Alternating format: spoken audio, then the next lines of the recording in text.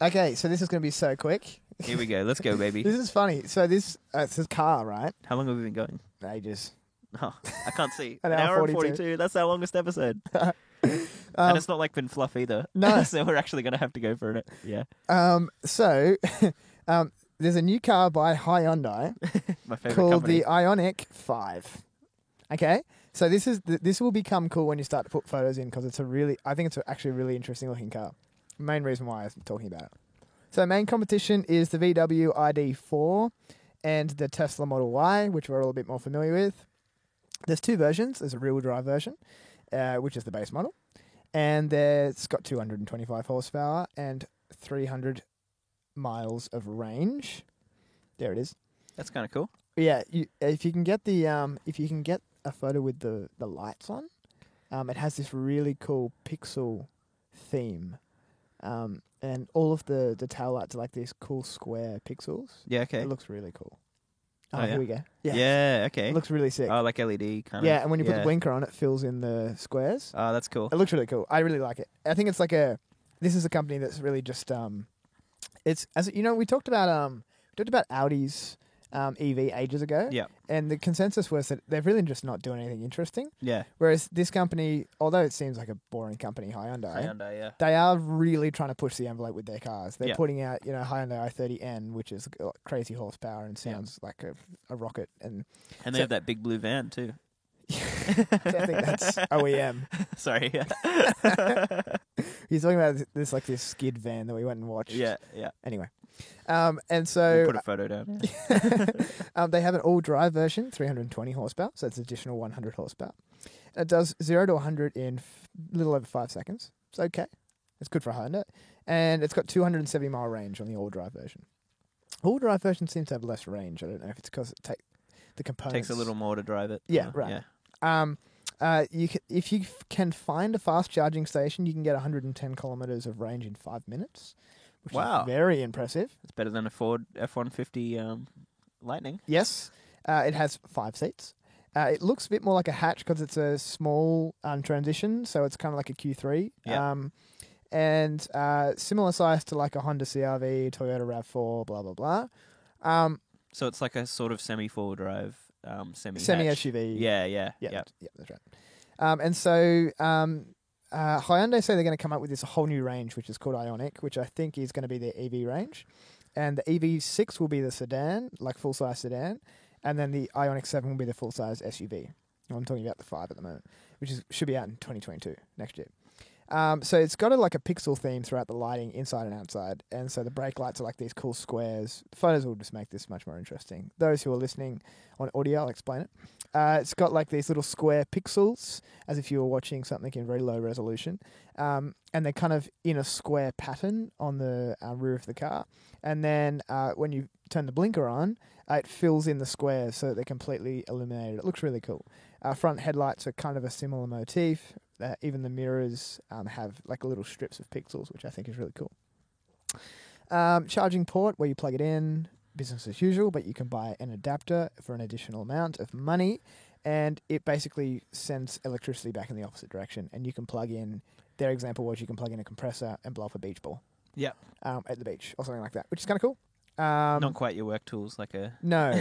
Yeah. If you're comparing it to the Lightning, Yeah. not quite as useful. Door handles are kind of like Tesla. They sit flush, and then you click unlock and they pop out, which is kind of cool.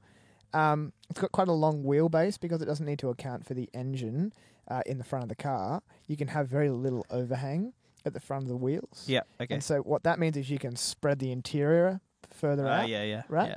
Yeah. But the car itself is still the same length. There's not very much ground clearance, so it's not very high, which makes it look more like a hatch as well. And it doesn't have the classic teardrop shape that we're seeing in a lot of these EVs, where they kind of come back to like a teardrop shape at the back. Yeah. The reasoning for that is it actually has like a spoiler that sits up to make it look more square, like a Q5.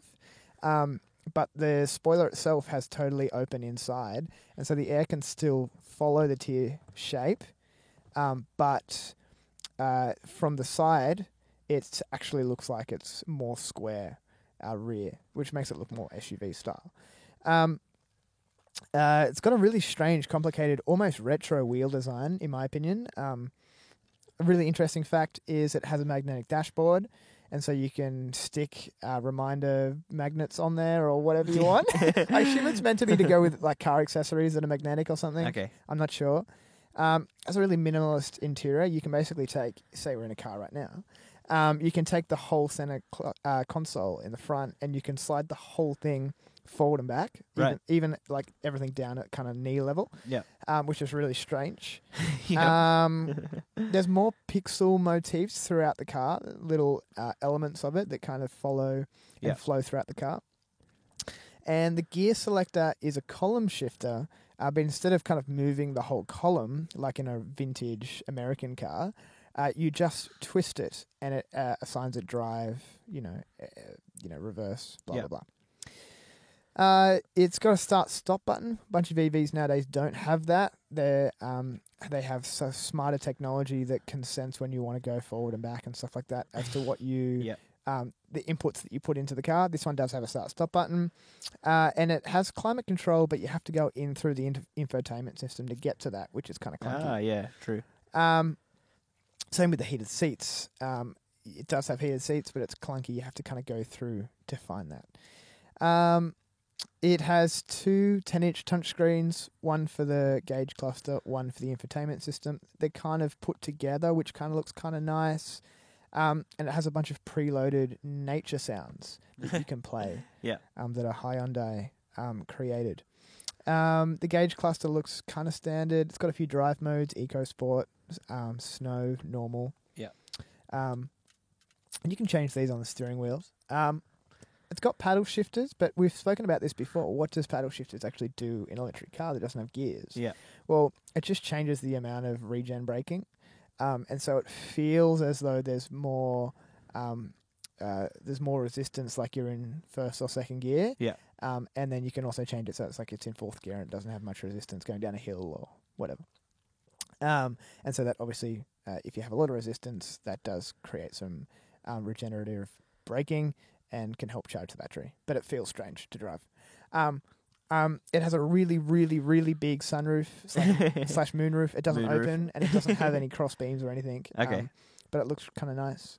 The driver's seat can be fully laid back and it has an electronic footrest that comes up, which is really interesting. Yep. And under the hood, there's a little bit of storage, which is cool. Not very much, but just a little bit. Size of a little 4-cylinder engine. And it's got a power tailgate. And the most interesting fact about the car is that you can stand outside the car. It has an unlock button on the fob and a lock button. It has a tailgate button, and then there's two other buttons. One that has a little car that points forward and back, and you can press forward and hold it, and the car, just by itself, just drives forward. Ah, okay. All Yeah, right. so the idea being you can park it in a tight car Park it in spot really, yeah. and hop out and then drive it in. Great. So there you go.